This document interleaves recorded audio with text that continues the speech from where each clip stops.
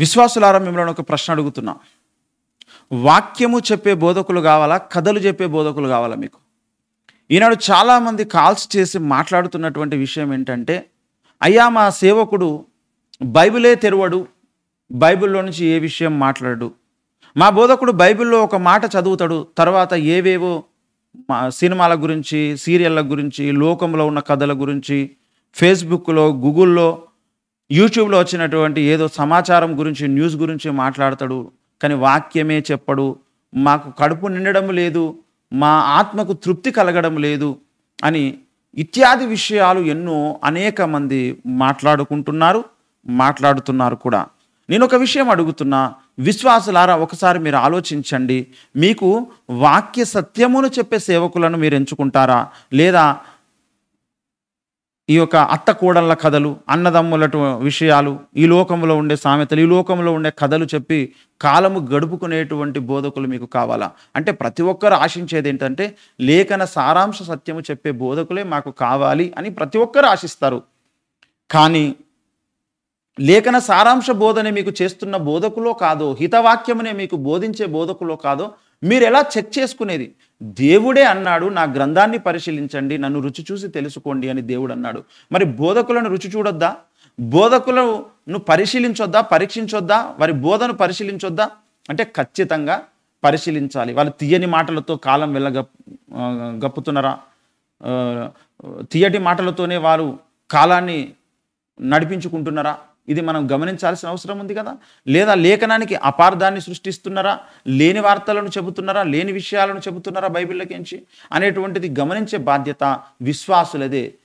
బెరయా సంఘ విశ్వాసులట అపోస్తలుల కార్యం 17వ అధ్యాయంలో మనం చూస్తే 10-11 వచనాలలో, వెంటనే సహోదరులు రాత్రివేళ పౌలును సీలను బెరయాకు పంపించిరి. వారు వచ్చి యూదుల సమాజ మందిరములో ప్రవేశించిరి. వీరు తెస్సలోనికలో ఉన్న వారి కంటే గనులై ఉండిరి గనుక ఆసక్తితో వాక్యమును అంగీకరించి పౌలును సీలయును చెప్పిన సంగతులు అలాగున్నవో లేవో అని ప్రతిదినం లేఖనములను పరిశోధించుచు వచ్చిరి. పౌలును సీలయు చెప్పిన సంగతులు అలాగున్నయో లేవో అంటే చెప్పినవి లేఖనములో ఉన్నదో లేదో అని ప్రతిదినం వాళ్ళు లేఖనాలను పరిశోధించుచు వచ్చారు. మీ బోధకుడు మీరు చెప్పేటప్పుడు ఆయన లోకంలోని విషయాలు చెప్తున్నాడా, సోషల్ మీడియాలోని విషయాలు చెప్తున్నాడా, టీవీలోని విషయాలా, సినిమాలోని విషయాలా అనేటిది మీరు గమనించాలి కదా. లేఖనంలో ఉన్నది చెప్తున్నాడా, లేఖనంలో లేనిది చెప్తున్నాడా అనేది మీరు గమనించాలి కదా. బైబిల్ తీయకుండా చెప్పేటువంటి బోధకులు, లేఖనంలో లేని విషయాలు చెప్పే బోధకుడు, అసలు లేఖనానికి సంబంధమే లేకుండా చెప్పేటువంటి బోధకుల దగ్గర మీరు ఎందుకుంటున్నారు? ఉండాల్సిన పని లేదు, ఉండాల్సిన అవసరం లేదు. వెంటనే మీరు లేఖన సారాంశ సత్యాన్ని చెప్పే బోధకులు ఎవరో ప్రార్థించి వెతికి కనుగొని అక్కడికి వెళ్ళండి. దైవజనుడు చెప్పే ప్రతి విషయం అది లేఖన సారాంశ సత్యమై ఉండాలి, అక్షరానుసారమైనది ఉండొద్దు. కొంతమంది అక్షరాలను చూపిస్తారు, అది కూడా కాదు. వారు లేఖనంలో ఉన్న ఆత్మను చూపెట్టే వాళ్ళు కావాలి. అదే సారాంశము, అదే తాత్పర్యము, అదే భావము, అదే దేవుని చిత్తము, అది చెప్పేటువంటి దైవజనుడిని మీరే కనుగొనాలి. విశ్వాసులారా, బోధకులు ఎప్పుడు కూడా మీకు చెప్పరు. విశ్వాసులారా, దేవుడు చెబుతున్నాడు, బెరయ సంఘ విశ్వాసులలాగా లేఖనములో ఉన్నది చెప్పే బోధకులా, లేఖనములో లేనిది చెప్తున్న బోధకులా? లేఖనములో లేనిది ఎవరైనా చెబితే వెంటనే వాళ్ళ దగ్గర నుంచి మీరు వెళ్ళిపోండి. లేఖన సారాంశమును బోధించే బోధకుల దగ్గరికి మీరు వెళ్ళండి. మీరు మిమ్మలను, మీ కుటుంబాన్ని రక్షించుకున్న వాళ్ళు అవుతారు, ఆత్మీయంగా ఎదిగిన వాళ్ళు అవుతారు, పరలోకంలో గొప్ప బహుమానాన్ని పొందుకున్న వాళ్ళు అవుతారు.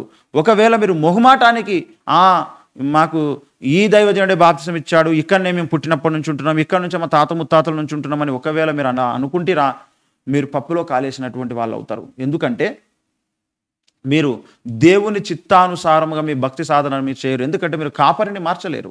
కాపరి మీరు చెప్పినట్టుగా వినడు, అతడు చెప్పినట్టుగానే మీరు వినాల్సి వస్తుంది. మరి అతడు చెప్పింది లేఖనానుసారమో కాదో మీరు పరిశీలించుకోవాలి, పరీక్షించుకోవాలి. ఒకవేళ అతడు యథార్థవంతుడై, సత్యాన్వేషకుడై, సత్యం ఎవరు చెప్పినా నేను వింటా అనుకుంటే, ఒకవేళ అలాంటి వారు కొందరు, ఒకరో ఇద్దరు ఉండొచ్చు, 100కో 1,000కో ఉండొచ్చు.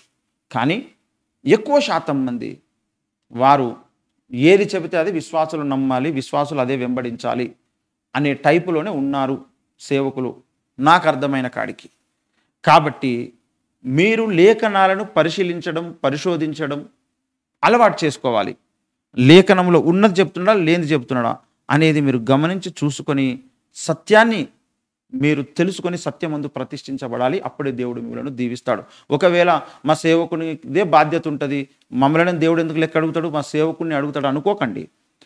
ఏది చెప్పినా సరే మీ వినేటువంటి చెవి దాన్ని పరిశీలించాలి, పరీక్షించాలి. అది విన్న తర్వాత అవునో కాదో మీరు సరిచూసుకోవాలని దేవుడు బైబిల్‌ని మీకు ఇచ్చాడు.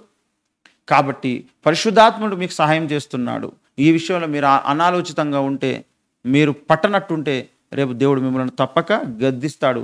మరి వాళ్ళు చెప్పేదేదో చెప్పుకున్నారు నాకు సంబంధం లేకుండా, మరి వినేటప్పుడు మీ బుద్ధి ఏమైందని అడుగుతాడు విశ్వాసులారా. కాబట్టి జాగ్రత్త.